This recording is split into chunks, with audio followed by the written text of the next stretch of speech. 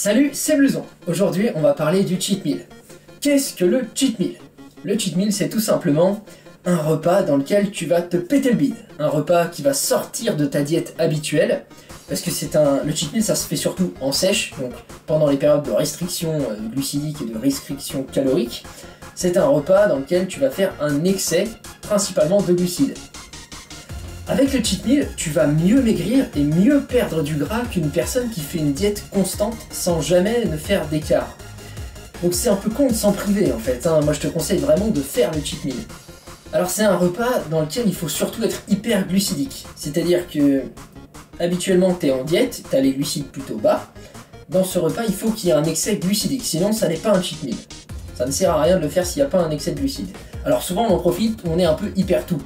On se pète le bide en gras, en beurre, en gâteau, glucides, protéines, lipides, tout y passe. Souvent c'est comme ça qu'on fait et je t'avoue que c'est pas tellement gênant, moi c'est ce que je fais, ça marche très bien. Mais si tu veux faire un cheat meal vraiment optimal, un cheat meal propre, donc ça va être surtout si t'es en fin de sèche ou si tu veux faire de la compétition, enfin voilà, si t'as vraiment des objectifs très élevés, il va falloir faire un cheat meal plutôt propre, donc simplement un excès de glucides. Mais si t'es comme moi, que tu veux simplement construire un beau corps, voilà, le cheat meal tu peux y aller, tu te fais plaisir, hein, une pizza, tu prends tout ce que tu veux, ça marche très bien. Moi personnellement, je fais un cheat meal un peu plus propre, un peu plus dans le sens où je prends pas de dessert par exemple, vraiment les trucs chantilly, glace et tout. J'évite ça, je le fais seulement en fin de sèche, quand je veux voir les veines en bas du ventre et tout, mais sinon moi je me fais pas chier, alors fais-en autant, hein, tu t'embêtes pas, tu fais un cheat meal tranquille quoi. Le cheat meal il va surtout être utile en période de sèche. Parce que quand tu sèches, donc la sèche, hein, pour ceux qui ne connaissent pas, c'est cette période dans la vie du pratiquant en musculation où on perd le gras, on ne prend plus de muscles parce qu'on est en restriction calorique, on perd le gras et ça permet de faire apparaître les abdominaux, les veines sur les bras, sur tous les muscles de manière générale. C'est ça la période de sèche. Ce qui se passe en sèche, c'est que par exemple dans ta journée, tu as besoin de 3000 calories pour te maintenir et pour faire ton entraînement. Et dans ta journée, tu vas en consommer que 2500 par exemple, ce qui fait que tu es en restriction et c'est ça qui fait que tu vas perdre du poids jour après jour et perdre ton gras. Mais alors, pourquoi le cheat meal permet de mieux maigrir? Eh bien, tout simplement parce qu'il y a une hormone qui gère un mécanisme qui puise dans ton gras. Et cette hormone, elle s'appelle la leptine. Quand ton taux de leptine est élevé, tu puises beaucoup dans ton gras pour aller chercher de l'énergie. Quand ton taux de leptine est bas, tu puises très peu dans ton gras, voire pas du tout. Et en fait, la leptine, elle est plutôt intelligente comme hormone. Elle se régule en fonction de ce que tu manges. Si tu manges énormément, le taux de leptine monte beaucoup. Ce qui va permettre à ton corps de sauver les meubles, entre guillemets, de manger un peu le gras, puisque tu en as ingéré énormément. Si au contraire, tu manges très peu, la leptine est beaucoup moins nécessaire. Du moins, c'est ce que ton corps considère comme étant vrai. La leptine étant moins nécessaire, le taux de leptine redescend et tu ne puises presque plus dans ton gras. Et donc ce qui se passe quand tu es en diète pendant une longue période, c'est que ton taux de leptine ne fait que descendre. Et au bout d'un moment, tu ne puises plus dans ton gras, puisque ton taux de leptine est trop bas. Donc tu es en diète, et tu ne perds pas de gras. Donc tu souffres pour rien. Donc quelque part, t'es un petit peu un con, tu vois. Bon, je dis là. Politiquement, pas 36 solutions.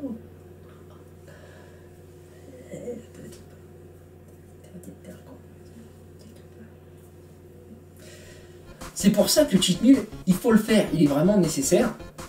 Donc, fais-le. En fait, quand tu fais ton cheat meal, ton taux de leptine va remonter d'un coup très haut. Mais il va mettre plusieurs jours à redescendre. Selon la vitesse de ton métabolisme, il peut mettre plusieurs jours, voire plus d'une semaine, ça dépend des personnes. Mais la leptine, elle va mettre longtemps à redescendre. Alors que ton cheat meal, lui, c'est une et unique fois. Donc c'est un moment passager, très ponctuel, dans lequel tu vas manger beaucoup. Mais juste après le repas suivant, tu retournes en diète. Ce qui fait que ta leptine elle remonte très haut, donc tu repuises beaucoup dans ton gras, pendant que tu es retourné en diète. Donc tu ne reprends pas de nouvelles graisses, mais tu en perds de nouvelles. Donc ça te permet entre guillemets de relancer la machine. C'est ça tout l'intérêt du cheat meal.